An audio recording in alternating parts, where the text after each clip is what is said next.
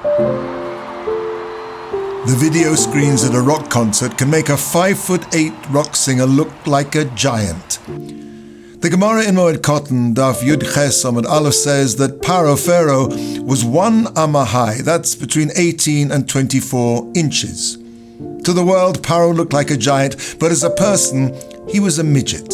The Gemara in Brachas, Daf Nun Daled Amud Beis, says that Moshe Rabbeinu Moses was 10 amos tall, that's almost 20 feet.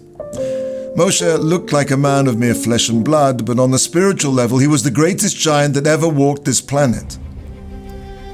13 years ago, on the 10th of Cheshvan, Rav Dov Schwartzman, Zecher Tzadik V'Kodesh Levracha, left this world.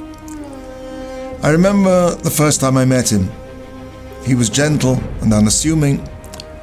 I didn't realize who he was. But the closer I got to him, the bigger and bigger he became. Rav Dov Schwartzman was one of the greatest rabbis of his generation. He was so outstanding that Rabbi Aaron Kotler, Zecher Tzadik Livracha, the leader of American Jewry, chose him as his son-in-law out of all of the Bochrim, all of the Torah scholars in Eretz Yisrael, in Israel, and in America. It's impossible to describe how great he was in the learning of Torah. And as much as Reb Dov was a giant in Torah, a 20-foot Moshe in his generation, so he was a Moshe in his generation in his humility and his compassion and his kindness. I remember when I was a pupil in his shiur, his insights were so lofty, so brilliant, that I had great difficulty following him. One day he came up to me and asked me who my chavrusa, my study partner, was. I said, I don't have a chavrusa.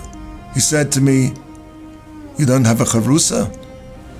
I will be your chavrusa.